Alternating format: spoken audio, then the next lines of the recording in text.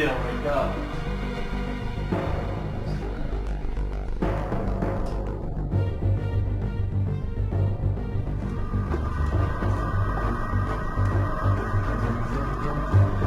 Yo, Neil, wake up.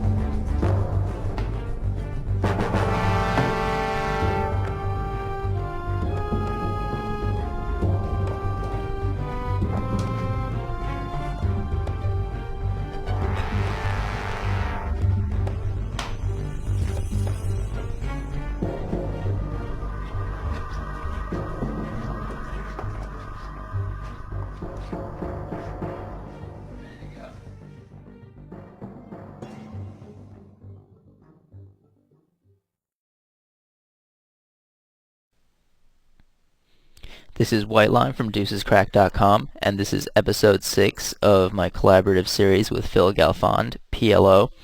And if you did not get to watch episode 5, basically Phil and I agreed to a best of 5 heads-up PLO sit-and-go match where the winner would have to stake, or rather the loser would have to stake someone from the other site to play in a PLO event during the World Series of Poker. And right now, Phil is up 2 games to 1, and this hand just went down at the end of episode 5, and we did not give you results, so let me hit play right now.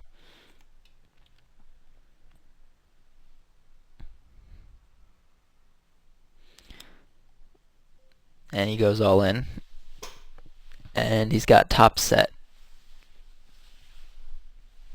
but I hit the flush. So now I have a commanding lead in game 4. Hopefully I'll be able to finish him off here.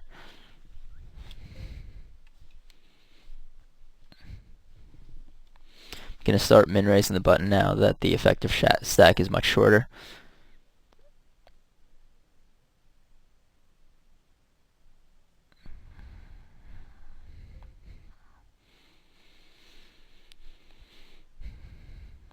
I'm going to call here, I think, and see if I can take the pot away on the turn when he checks. I feel like him donking on that flop is going to be a bluff a good amount of the time. And I think he might give me credit for like a flush or some hand that's not going to fold to a second or third barrel here once I call the flop. So let's see if that works.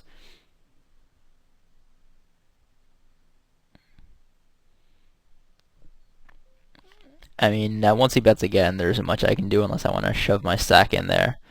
And he shows a bluff. It's a pretty good bluff.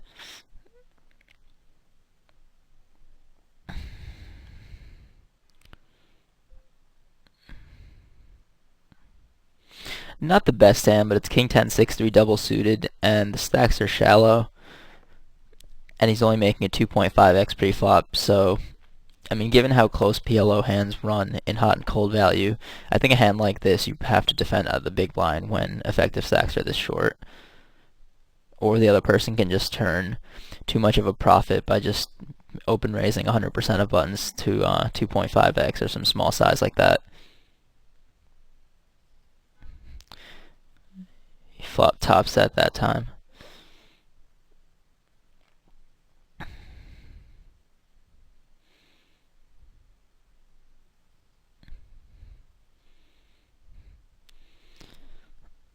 Five, seven, eight, 10. Again, I'll defend this to a 2.5x open raise with these stacks. And flop a complete monster. I'm going to lead into him because I think he's going to expect me to lead on a board like this with some bluffs that are just going to fold to a pot raise. And if he's got like some hand like ace, king, queen, 10 or something like that, I think he's just going to shove it in.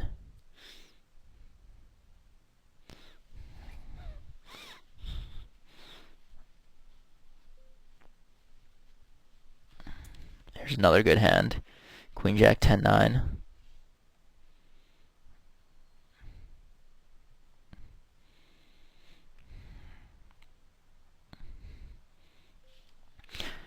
Now here's actually a somewhat common spot in PLO that I wanted to talk about because let me pause it here.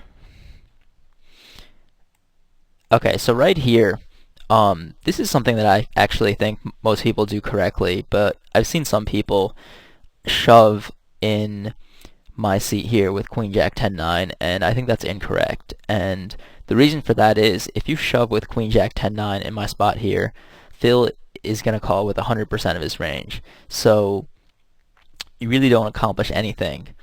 I mean, you can basically click call and then close your eyes and then go all in on any flop and you would achieve the same result. The advantage of calling in this spot is it lets you see a flop, and then on the absolute worst flops, like say an ace-ace 5 flop with no heart draw or whatever, where our equity against Phil's range is going to be less than, we need about 34% equity or something like that, where our equity is going to be less than 34%, we can make a correct fold. And that's the advantage of calling in a spot like this as opposed to going all in. So let's hit play.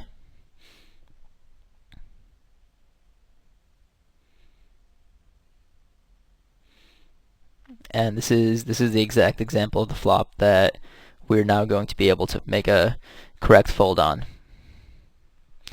I think Phil's re-raising range is going to be a lot of ace-ace XY, king-king XY, and other than that, I think he's also going to have a lot of like ace-king, queen-9 type hands too, and all of those hands absolutely have us board locked on this flop. I mean, he shows kings, and that's like the worst hand that he's going to have in that spot, but even kings has us in absolutely terrible shape.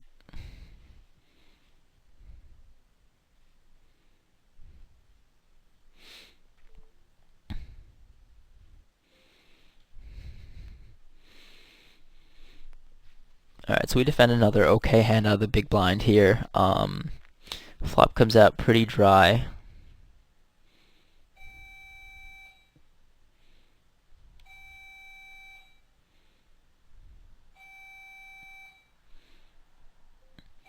And Phil checks back. If he bet the flop, I think this would be a good spot to check raise, because even if he decides to call, there are a lot of cards on the turn that can give us like some sort of a draw, so we can shove and make him fold whatever it is that he's calling with. When the top card pairs there, I'm not gonna bluff out there.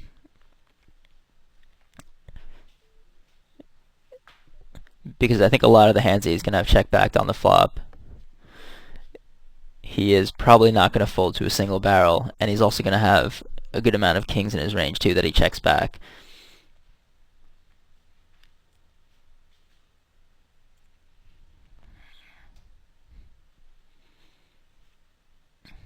Alright, here's a nice hand. 8, 9, 10, 10 double suited.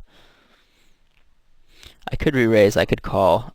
I like calling with a hand like this, because if you get it all in pre-flop, you're almost never going to be a big favorite. But I haven't been re-raising in a while. I don't think Phil's going to push something in this spot that he otherwise would not. So I'm going to re-raise here with a good coordinated hand, see if I can hit some sort of a flop. Also see if I can make Phil make some sort of an incorrect fold post-flop. Phil's also been folding to some re-raises, which is another reason to re-raise a hand like that in that situation as opposed to just call. But in general, with a hand like that, I like to just call with these stack sizes. 100 big blinds deep plus, that's a hand that I'm going to re-raise way more often than I call with. King, king, 8, 3. I mean, with effective stacks at about 25 big blinds, I think kings is pretty much always going to be a re-raise. Maybe like king, king, 8, 3 Badugi or something like that. We might flat.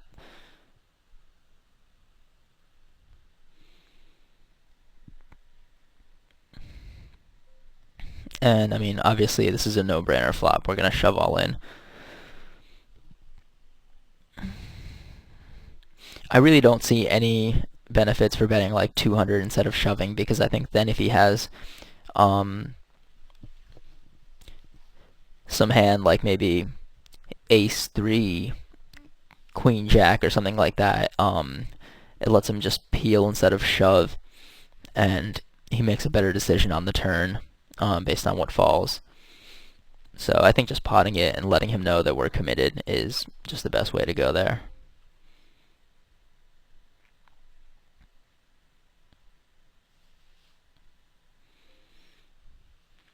And I mean, we're just gonna pot this, I think. We flop the gut shot and a king high flush draw. We're definitely gonna go with this, and he's got top and bottom. I think he's a slight favorite in that spot, but not by much. And we hit, and we are on to game 5 for all the marbles. And here we go.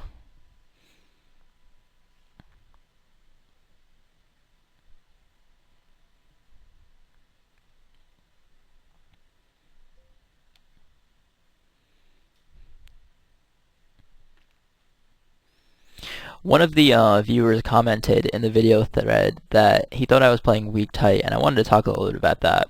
One of the things that I think you'll find when you play against a very, very good player at No Limit Hold'em, and I'm sure this probably applies to PLO as well, is one of their skills is they will very, very rarely incorrectly fold the best hand.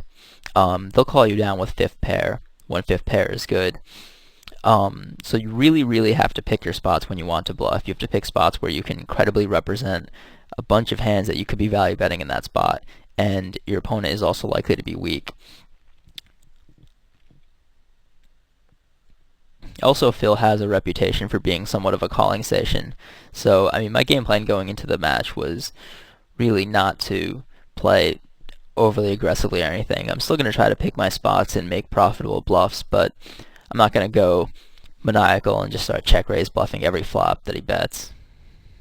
Alright, so he donks out ace 2-7. I have ace 10-10-5. This is a limp pot, so I'm going to call. I think Phil is usually going to be weak in that spot in a limp pot when he bets out. On a pretty dry board. Other than the flush draw, there's really no straight draws out there. So he bets out again. I think I'm going to call again. And then see what develops on the river. Again, I don't think he's got two pair here. I think he's probably drawing. It might put us in like somewhat of a difficult spot on the river, but that's fine.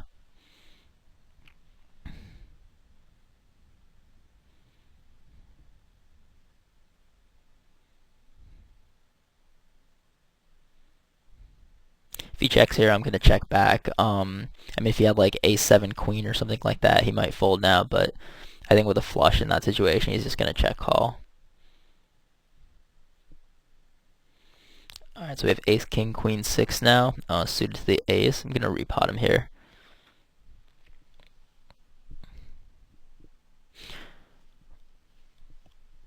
This is a hand that I would repot from time to time, 100 big blinds deep against a lot of players.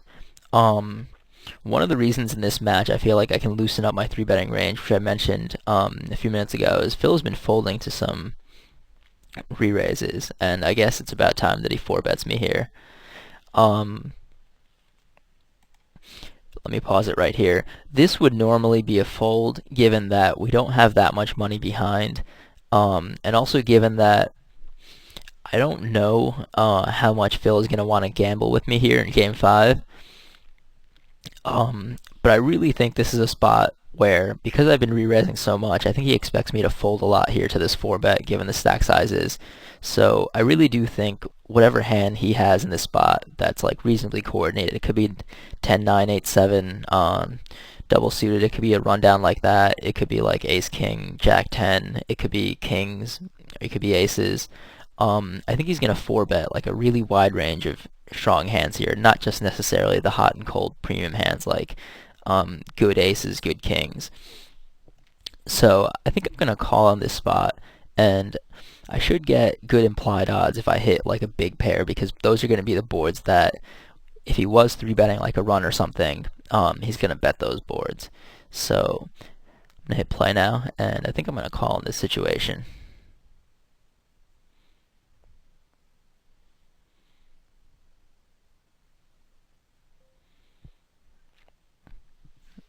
And let me hit pause again because I think this is like a really tough decision again. Um, so he flopped middle pair on a reasonably dry board here. With three big kickers. I mean, some backdoor straight potential, but not much really. No flush draw, no backdoor flush draw potential. Um, Even as wide as I think his range is in this situation, I don't think we're going to have 33% equity against his range. And a big reason for that is a good part of his range here is going to be aces, it's going to be kings, it's going to be like 4 big cards, bigger than a 10, so he can have a jack with a lot of our kickers taken away. Similarly, aces or kings takes away a lot of our kicker outs here too. So outside of like the runs that completely miss this board, if we plug in like our equity against like a reasonable range for him to have here, I don't think we're going to have the 33% or so that we need here. So I'm going to hit play here, and I think in this hand I'm going to end up check folding, and I think that's the correct play.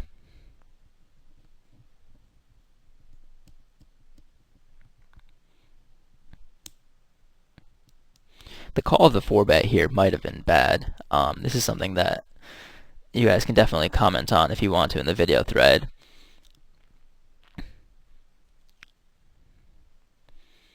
And I mean, I'm just going to fold here.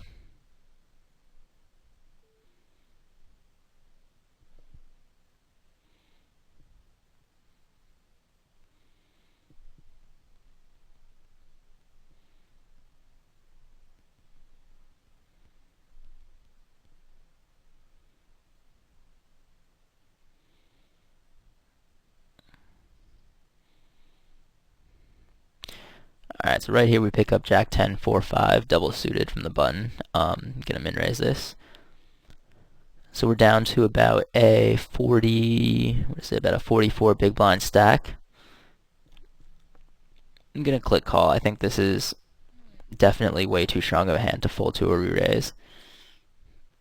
I mean, it's not exactly a strong hand, but I'm probably only gonna fold like the bottom 10, 15, 20% of my hands to a re-raise. And he checks. I'm gonna check back here. I think after he checks that flop, a big part of his range is gonna check call or check raise all in. I really don't expect him to check fold very often. Now we make a flush on the turn, but only a 10 high flush, and the board is paired. Let me pause right here and let you guys know what I'm thinking. I have two options here. I mean, I guess I have a bunch of options, but I mean, two options kind of stick out. There's a third option that we can pursue here as well. One option would be to bet the turn here, and then bet the river for value, which I think might be a little bit too thin with a 10 high flush, but I'm not really sure. And the reason I think it might be thin is had Phil flopped trips or a boat, I think there's a good chance that he would check those. And I think if he had something like aces with a flush draw or something like that, or like some sort of a bigger flush draw with like a pair, I think he would check those too, because I don't think those hands are very vulnerable, and I think it could set up like good opportunities for him. Like in this situation where we had a hand that we would have just folded to with facing a bet on the flop, but now that we make our flush, we're probably gonna put some money into the pot. So going two streets for value, we have to worry about him having a boat or him having a bigger flush, because given his check on the flop. So there aren't that many hands that he can have that are worse than ours that are going to call two streets that we can get value from. Another plan would be to bet the turn here and then check the river. Or we can check the turn and bet the river. I think betting the turn and then deciding, depending on the river, what we want to do is probably going to be the best plan, because he could also have a hand that, I mean, maybe he has like ace king 6 queen or something like that, and he was going to check call the flop, but now he makes a king, so he's going to probably check call one street in this situation at least. But now with that same hand, if the river comes like a 10, an 8, a jack, some card that like now completes a straight 2, and he checks the river, he might now check fold with that hand because we could be value betting not only a flush but also a straight now. So I think against a hand like that, we get value from the turn, but certain river cards are going to potentially not allow us to get value. So I'm going to hit play now, and I think the game plan I'm going to go with here is to bet the turn and then decide based on what river falls what I'm going to do on the river.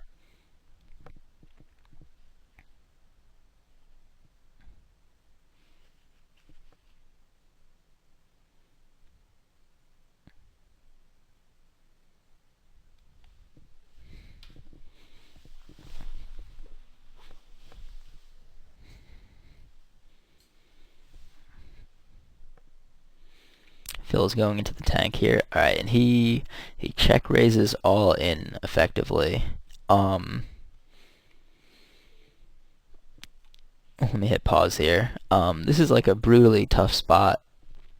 I mean, my initial inclination is to fold here because, I mean, it's very easy for me to have check back something big, or to have made a flush in this spot, and I really don't think he expects me to fold anything that I'm betting for value here on the turn.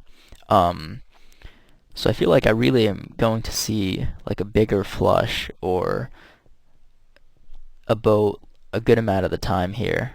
Although I feel like a boat he might check call, so I wonder if he has like trips that was getting tricky on the flop, and if trips can be part of his range here. Think that I might fold like a small flush or something like that, so he's basically semi-bluffing. But I mean, this is a tough situation. I don't really know what to do. I mean, my initial inclination is to just fold because I don't really think he expects me to fold in this spot. I don't think he would bluff. And he shows basically a bluff ace king jack 8. Pretty sick play.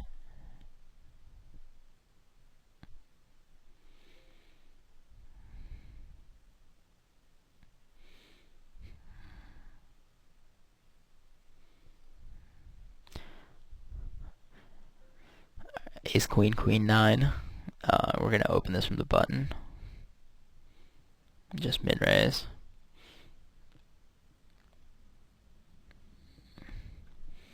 And again, similar to the situation we were in before, we're just going to call on this spot because he's never going to re-raise fold.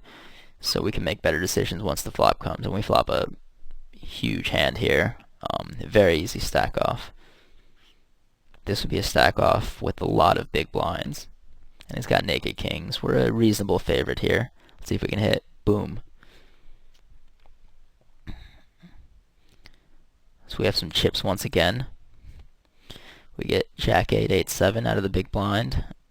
He's making it a standard 2.5x, so we're going to call with this hand. And we flop. Do we have a wrapper and open ender? Jack 8, a 10. We basically just have an open ender here, but a 10 gives us a slightly bigger straight. I'm going to lead out with this, and he just folds.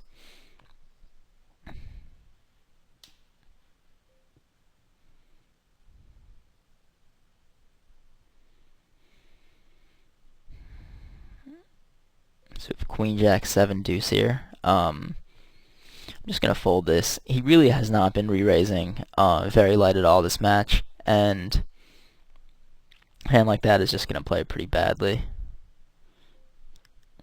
And I don't think I'm really folding too many re-raises to the point where I'm folding too much where it gets exploitable and he starts just re-raising me a lot. I don't think that's really a concern right now.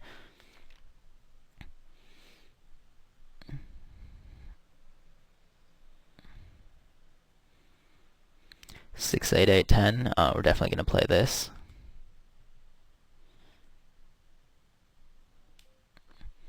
And we have a gut shot and a really small overpair and a backdoor flush draw. Some backdoor straight potential. If like a 9 falls or a jack falls, we have another straight draw. 6 gives us another straight draw also. This is a spot where I feel like leading, check raising, and check calling all seem like viable options. I mean, we have some draws long to go with our overpair, so I'm going to choose to check call here. But I feel like check raising It's not really that bad either because I think he might, I mean, he might call once with like an overpair and then fold on the turn, but I really don't think he's going to go to the felt unless he has a 7. Debating bluffing the river here. I'm just going to check. If he has a bigger overpair, he might fold that, but we also give him some extra chips if he has a 5 and made a straight there. 5x, I guess he has to have one of the other two cards. Other few cards. Alright, here's a pretty strong hand out of the big blind. Ace, king, king, jack, suited to the ace. Definitely going to re-raise him here.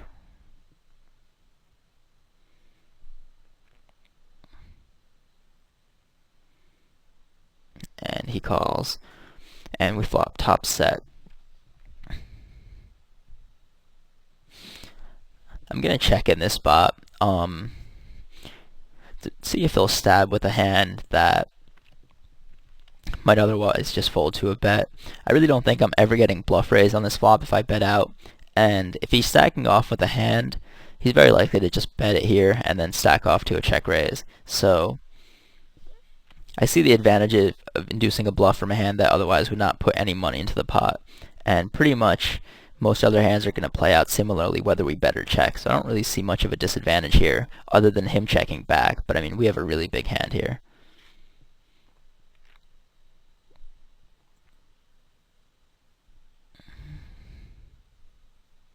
I'm just going to check raise all in here. There are a bunch of draws that could possibly fall on the turn, that a bunch of cards that we really don't want to see. So we get 8-8, 7-5 here.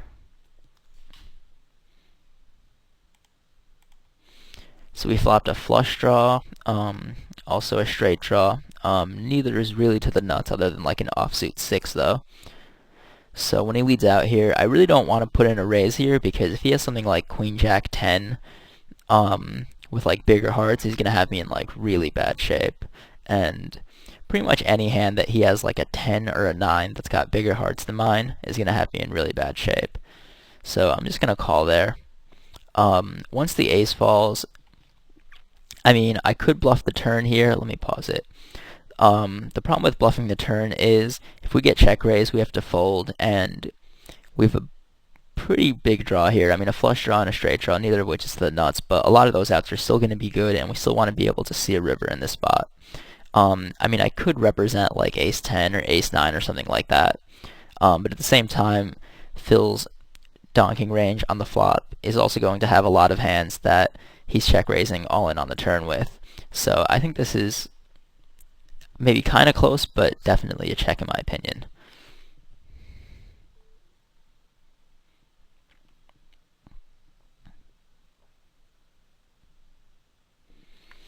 Now 5 falls there on the river. And I mean, here's a good example of a situation where me checking back seems kind of weak tight, but this is a situation where I know if our cards were reversed, if Phil has like any 10, any 9, any overpair to the 10, I would snap off a bet from my opponent because once you check back the turn in this spot, it's really, really, really difficult to represent I mean, any sort of hand that could be value betting on the river. It's really only like some random 2-4 that you might have had, or I mean, maybe like a random ace 5 XY where XY allowed you to peel on the flop. I mean, it's not like you're going to be value betting something like 10-5 here, although that would be kind of sick, I guess, against Phil. But I mean, this is a situation where I just don't think you can bluff against a smart player because they're going to be able to hand read well enough and snap you off with most hands that are going to be better than yours.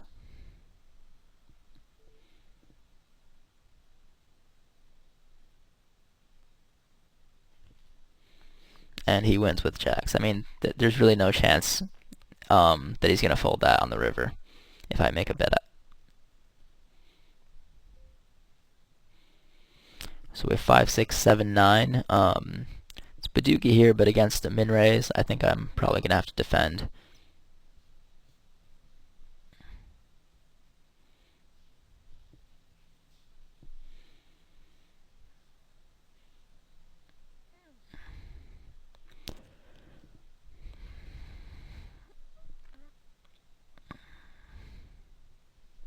and I'm just going to check fold. I don't think my hand is really strong enough to check call in that spot. I think my options are check raise or check fold.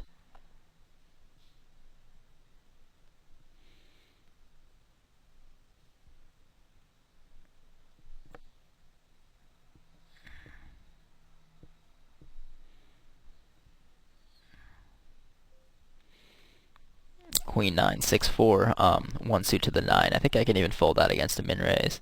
It's a pretty bad hand.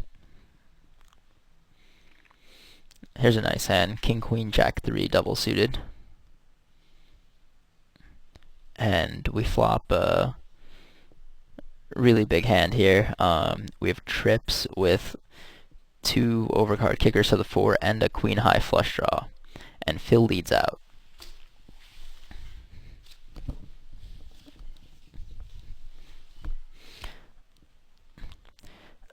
And let me pause here and clue you guys in. I mean, obviously the two options here would be to make some sort of a small raise,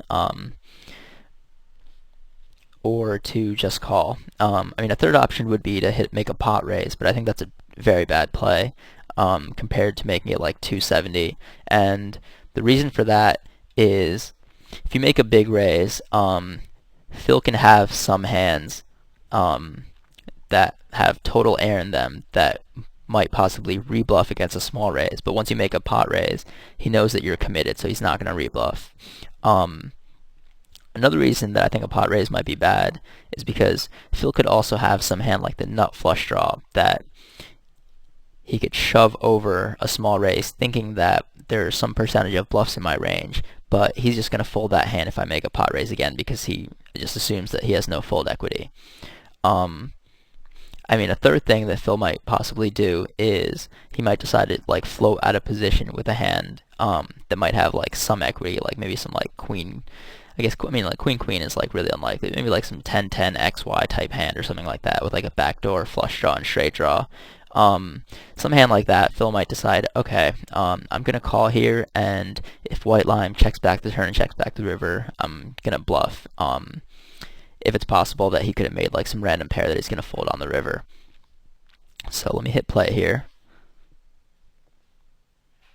Calling is good too because if he's bluffing, he might decide that once I call on a flop like that, I'm going to be pretty weak, and he might decide to just keep firing.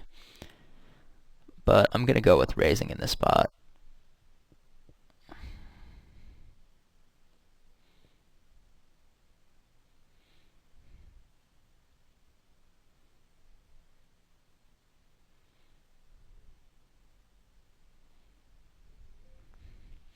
And obviously this is an easy all-in now. We're pretty happy to get it all in. And he's got the nut flush draw. And we hold. And he's got 280 chips left, so we're very close to finishing him off here. We have Badoogie Kings, but we're definitely going to go with this. And we're all in. Let's see if we can just win right here.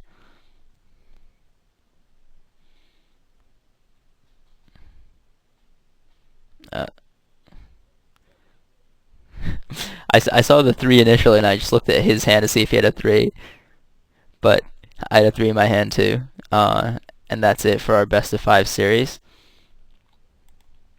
Hope you guys enjoyed. I'm going to be concluding this series on my own with probably 2 videos of myself playing heads up or 6-handed for episodes 7 and 8. But stay tuned. We're going to post details about who's going to be the lucky person who gets staked by J-Man to play in the WSOP event. We're probably going to be accepting like applications. So stay tuned. Hope you guys enjoyed, and tune in a couple of weeks for episode 7.